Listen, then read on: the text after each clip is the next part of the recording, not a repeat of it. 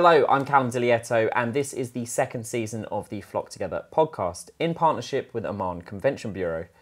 We're here today at the Langham, and I'm joined by Dan. Hi Dan, how are you? I'm good, thank you. Do you know what I was trying to think about? How we first met.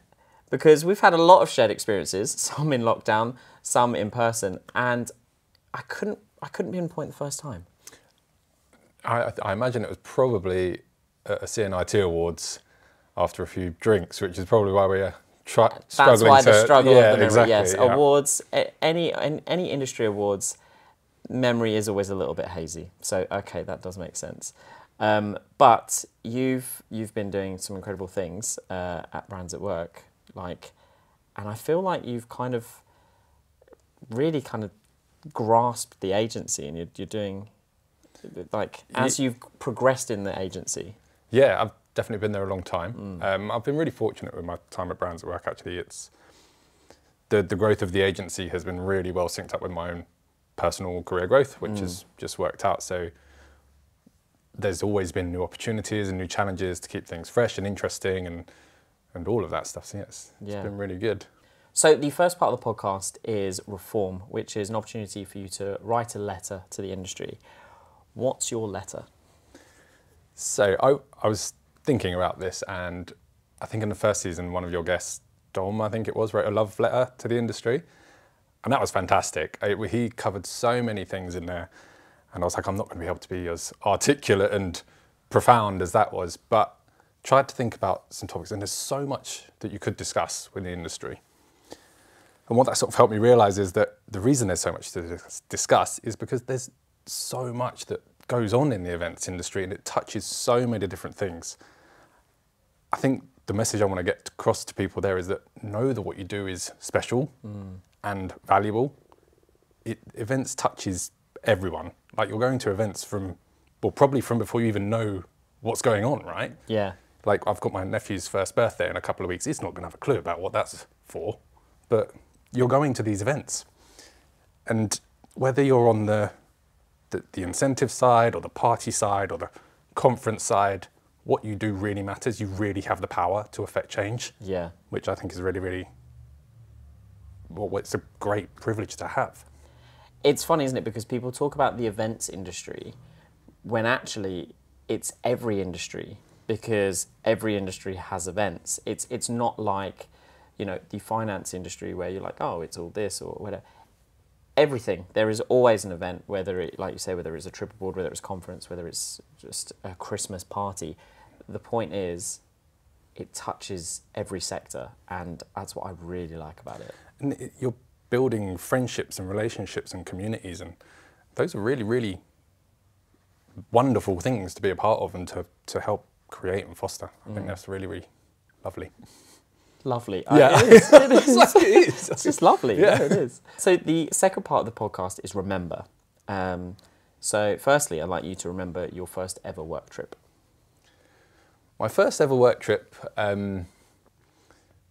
probably wasn't that interesting, but I'm going to tell you about it anyway. I'll tell you about the more interesting one afterwards. But my first ever work trip, so I just joined the events industry, just joined Brands at Work. I was like, great, I'm going to get to go off all to these wonderful places and see all these excellent destinations. And born and raised in London, my first event was at the Intercontinental on Park Lane. So, so I was like, okay, not quite as far afield as I had thought as I was going to get to go, but yes. But my first abroad trip with the industry was actually to Dallas in the US, not somewhere I ever thought I would go. And I didn't think I'd actually go back there, but weirdly, about 6 months later, I found myself on another event there. But the scale of things out there is a lot bigger, and I was surprised by that. My role on that particular event was, it was a business conference, but we'd tried to make it a little bit more festival-like. And so we'd got these music acts playing throughout the hotel at different times that day, so I was coordinating all of that. But this hotel was like a kilometre long, and I've got people changing stages over here and over there, and you need a Segway to get around, but budget didn't go that far, unfortunately. So you always get your steps in when you're on site, but I feel like I tenfold on this one. That was American hotels are monstrous. Like and obviously Vegas is a whole different yeah. different game when you talk about, you know, size, but just any normal American city, because I find that a lot of the US people that come over to London and they stay in a London hotel, they're like, oh, these rooms are so small, and you're like, what do you mean, they're massive? And it's like, no. Then you go over to any city in America and you experience one of their like entry level rooms, and you're like, this is giant. There's no furniture in it. It's like a bed in you know, one corner of the football pitch that you are staying in, and then a cupboard in the other, and you just think it's just so giant. Yeah. My room on that particular trip was quite special actually. It was I don't know if you've ever been to the Hilton Anatole in Dallas, but it's got these towers that the rooms are in, so there's actually some internal rooms. And you know, when you first flight, you're a bit disorientated from the jet lag and all of that, and so I went into my room and get into bed. What I hadn't clocked was that the window in the room was not to the outside world. It was a floor-to-ceiling window, wall-to-wall, right at the front of the room. And the curtain was drawn when I went in. Woke up the next morning, straight out of bed, pulled open this curtain. It's just a fish tank window basically into the corridor, so everyone could see into my room. And I'm just out of bed. Yeah. So I'm like, better close that again quickly. That was an interesting experience. For sure. That's an odd design for a hotel room there, but hey, some people might be into that. Well, yeah, absolutely. Well, there's that one that's just completely glass, isn't there? I can't remember what that is now. And what was your last work trip?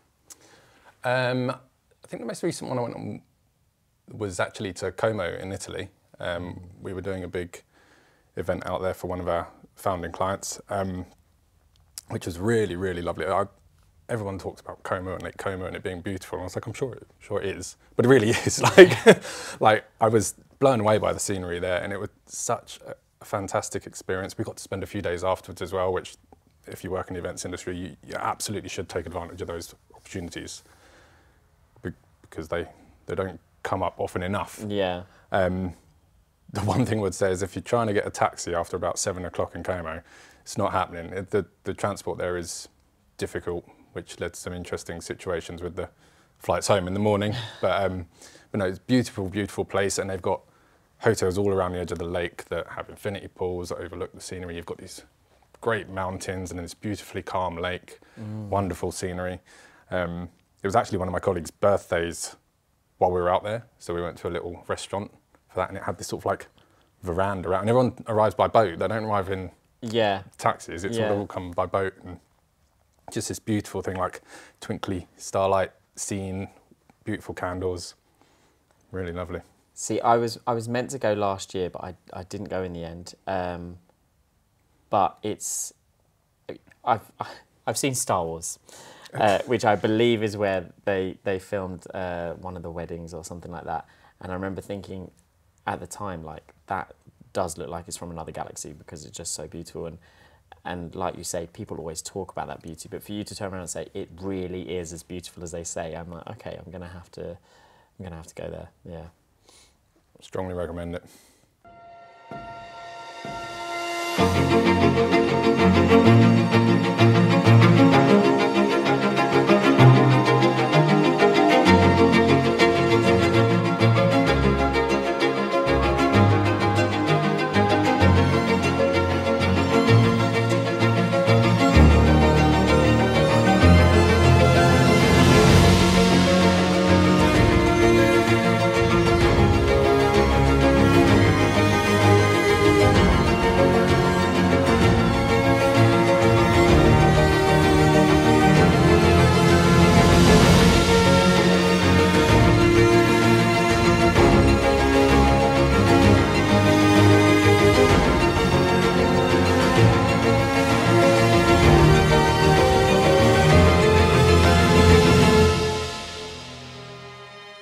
The next part of the podcast is revisit.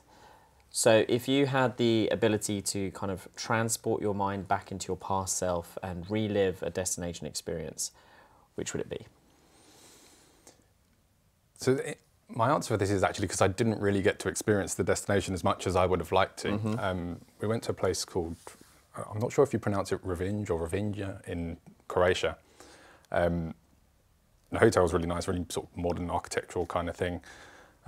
but then again, the scenery, just this crystal clear water, like really clean, modern part where the hotel was built. And then the old, what I'm guessing was a traditional Mediterranean fishing town or something, had the little terracotta roof tiles and the little alleyways with all the little cafes and wine bars and all of that. And I got to look at it, but I didn't get to involve myself in it. And I'd love to go back there and check that out. It's got this little island that's, I'm not sure if it's an island, but it looked like an island. And there's like a church on top of it or something. And it looks like there's a lot of cultural exploring to be done there. That is a frustration, isn't it? When you go on a trip somewhere, whether it's for a conference or you're working or whatever, and you're like, oh, I really want to go and explore, but I just don't have the time. Like, I was in Luxembourg recently, and I was like, it was back to back, and I had maybe like a 2-hour gap, and I was like, right, that's it. I'm going into the old town. I'm going to run around as quickly as possible. Didn't really know what I was doing. I was like, that looks like a cool building. Ran over there. I was like, pretty. And then like, it was like walking through this park, and I was like, this is really nice. And then I was like, and now I have to go again. And it is, yeah, there's definitely a frustration with that. Yeah, and I think that's, like I was saying, those opportunities to stick around for a couple of days afterwards and really experience a place is really valuable. And on that occasion, I had to get back for a wedding, I think it was. But yeah, everyone asks you, oh, how was your trip? And you get to travel so much. And I go, well, I got to see the inside of the local Ubers and the local conference room. Yeah, wonderful. Yeah. It's, or the other thing with the air conditioning, like you pack winter clothes to go to the US, even though it's like super hot because you're just sat in an air conditioning. Just constantly in an air condition, yeah. And if you could make a hotel a home, which hotel would it be? I struggled like when I was thinking about this because I think I'm going to cheat here. Oh. And what I would do is I'd go for a chain of hotels so that they have destination locations everywhere. Right. And I can be like, right, well, I'll be in that one at this time and this one at that time and really be able to explore the world and do it that way.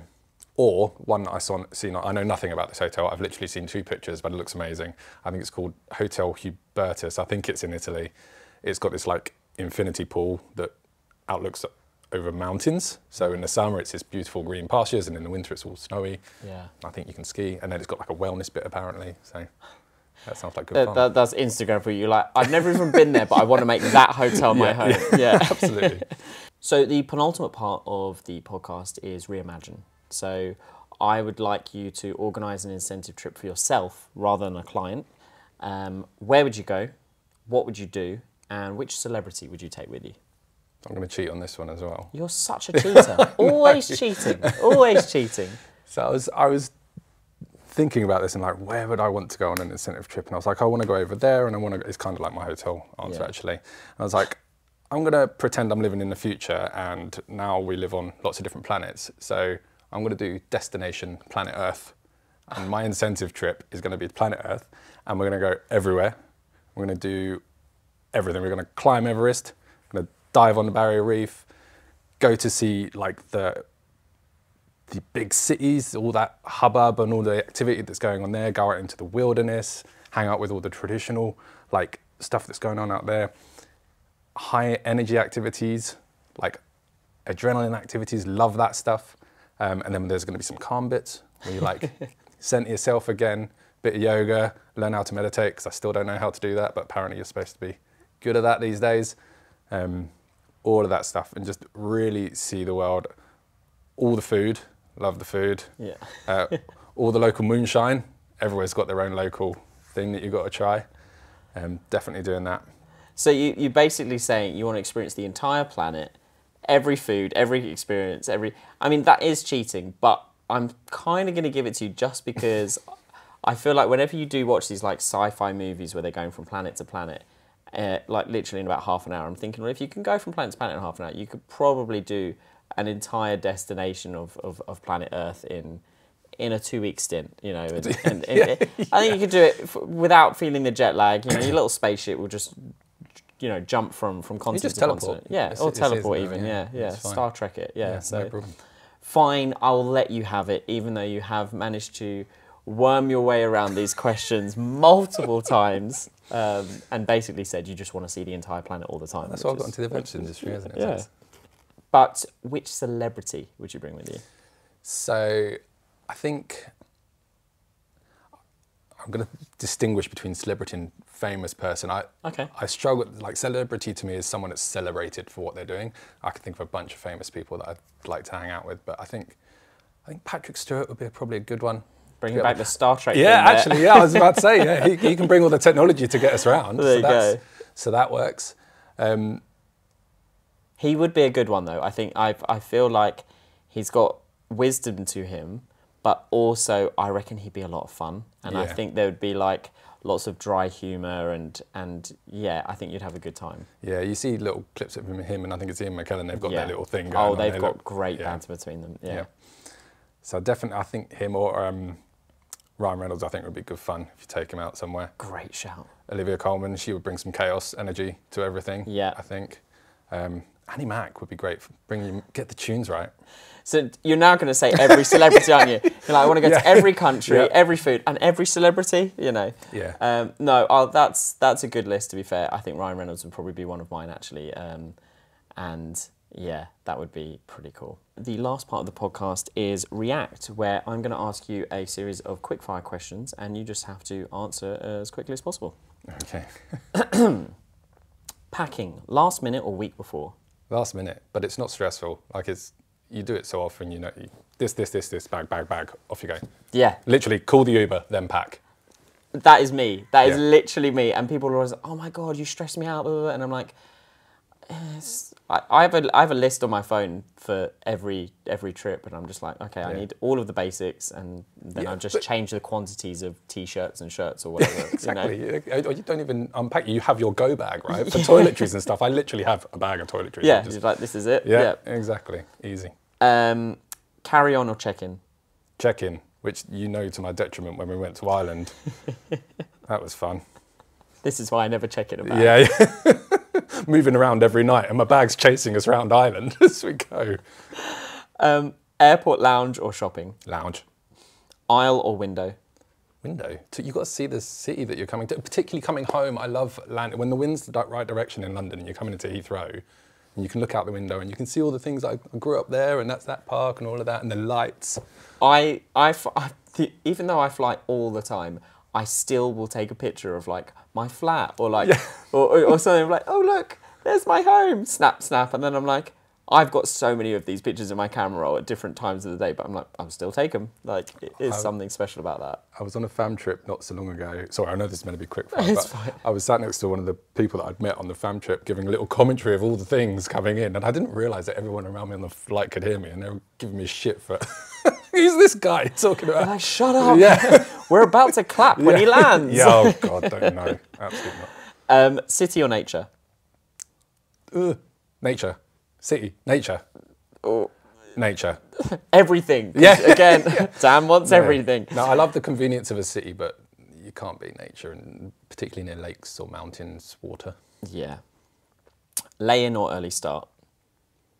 Lay in, but I like being up early. But So you just want your body clock adjusted, basically. So you feel like you've had a lay in. I think the theme of this interview is indecision. Yeah, I'm not very decisive. Poolside or seaside? Poolside, by the sea. Just to keep the theme going. Planned or spontaneous? Planned, but with the facade of spontaneity. I'm starting to hate you a little bit. Breakfast, hot or cold? Hot. There we go. You landed on something there. Good. And hotel, room service or restaurant? Oh, restaurant. Yeah. Oh, okay. There's some decisions you can make there. Good. No, it's a bit more social. Yeah. Well, thank you very much. Even though you did try to pretty much take the lion's share of everything, it's been great to have you. And thank you for being part of the Flock community. Thank you for the invite. I've loved doing it.